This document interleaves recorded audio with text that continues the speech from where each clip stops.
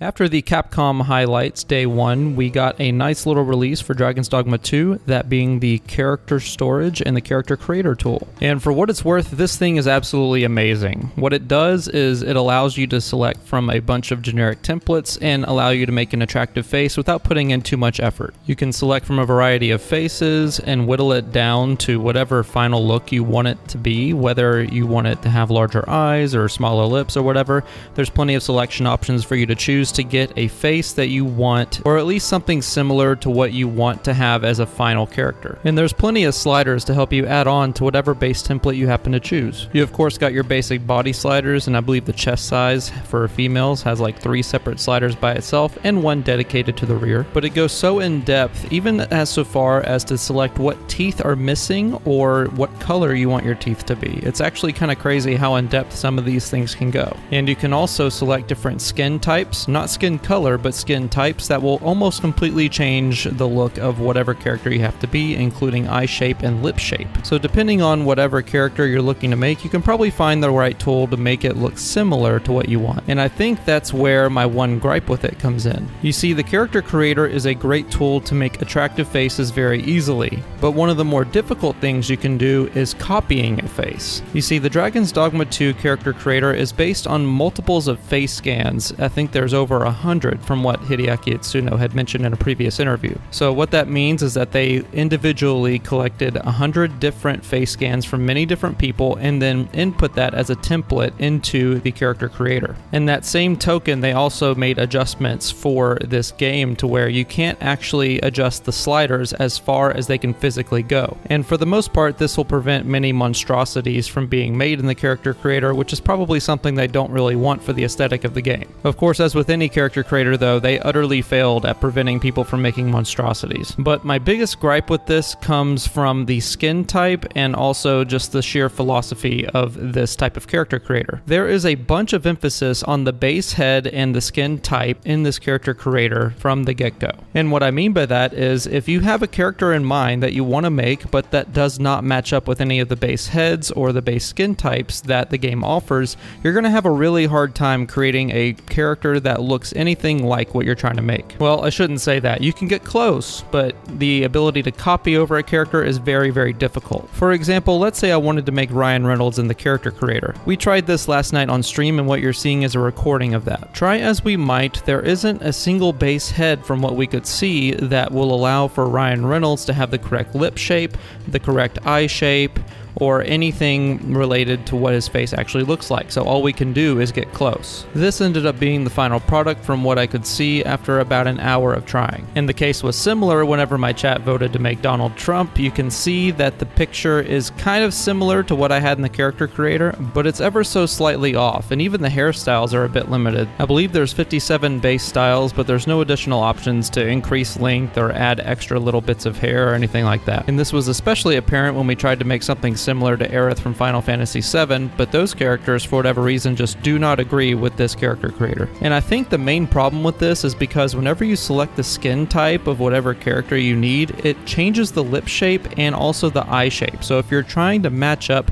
eye shape and lip shape with whatever character you're trying to make or whatever person you're trying to make, it's never going to be a perfect match unless you just get lucky. The game has to have a base template available for you in order to match whatever you're trying to make in order for it to work. There isn't a special little lip shape or eye shape slider that you can pick that lets you select whatever type of eye or lip you want. So that was my only gripe with the character creator. Overall though, if you're trying to make a general attractive face, it's very easy to do. You can do it in less than 20 minutes if you really wanted to.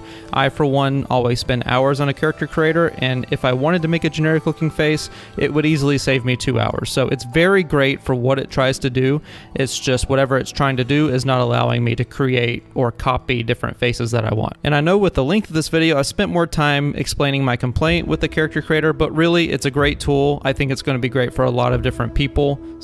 And I think most people are going to be fine with how it performs. And of course, there's still room to create all these monstrosities and all these different creations you can make. It's not limited in that way in any way. It's just I cannot make a perfect copy of Aerith from Final Fantasy VII, which is what my chat wanted. I can, however, make human representations of anime characters though, which is how I got Frieren here and how how I got Elle from Death Note, or at least something that I think would look similar to what Elle would look like in real life, but you know, it's not going to look like an anime character or anything like that. But overall, I'd give this character creator 4 out of 5 stars. It's pretty good. There's also a bit of extra news I wanted to touch on, specifically regarding a playable demo for Dragon's Dogma 2. As I just mentioned, the character creator tool is available on all these platforms for you to create your characters ahead of time, and it is classified as a demo, so if you've been following the channel for a little bit, then you would know we've been digging into Steamdb and had found a package that was free on demand that we had been tracking, as the only changes that came to it in its update history were in line with Dragon's Dogma 2 changes. This would be Steam App ID 2674810. However, if we take a look and see what that package actually is for, that is the character creator and storage tool. So while technically it is a demo of sorts, it's not exactly what we were expecting as far as what would come of this package. And just in case you're wondering, guys, I did double check,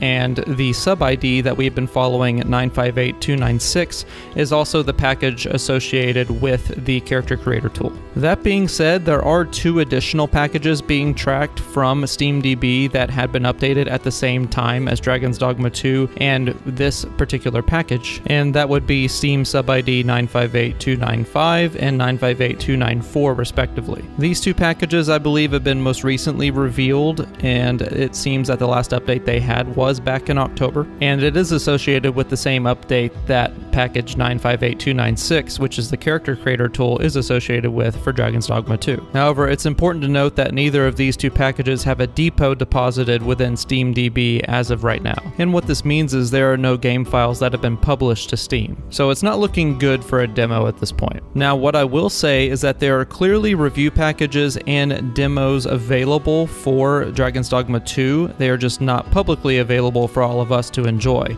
And we can see this with all the different content creator previews that have been released to several content creators, including different news sites and stuff like that. So there probably is one out there floating somewhere for internal use. However, with the game being less than 2 weeks away at this point, I am really skeptical that we'll get anything resembling a demo or anything resembling what we saw at the Tokyo Game Show, for example, or anything like that before the final release. To be honest, it doesn't really upset me that much that we're not getting any playable preview before we get Dragon's Dogma 2, and it's completely possible that a playable demo will release at the same time to allow people to get a preview of what the game runs like on their machines. I'm just saying that personally, from what I've seen from the previews and everything, it's enough to sell me on the game. I'm still not going to pre-order it just out of principle, but I am looking forward to buying the game day one. And while my last video on the subject may have seemed more negative, it wasn't really intended to be anything like doom posting. I was just providing the other side of the coin for many console users that I've been hearing had complaints about whatever the frame rate was, and there was also some news that came out that I didn't particularly like, so I decided to bundle that all together into a single video. So I'm sure that while a lot of people took that to mean that I have a negative view of the game at this point, I definitely don't. I'm not quite sure how it would descend to that level, but just to clear the air, I'm still very excited about Dragon's Dogma 2, and I am buying it day one. I just want to make sure y'all are aware of both the good and bad news whenever it comes out. So anyway, with that being said, we did have a stream yesterday. As of making this video, we have 5 pawns up for selection, so what I'm going to do is post a poll on my channel, and you will be able to vote for whichever of the 5 pawns you want to see whenever the game finally releases. I know a few of you have been wanting to know which pawn will be available whenever the game finally releases, at least from my channel, and this is your chance to have your voice heard, so please go vote in that poll. The link will be in description. And since there will be a total of 5 choices to choose from, I'm going to actually hold multiple polls to whittle down the selection, so make sure that you're staying tuned with this channel so that you do not miss your chance to choose whatever pawn is going to be in the final release, at least for my account. So with that, guys, thank you for watching. Hope you guys have a great weekend, and I will see you guys next time. I'll talk to you again real soon.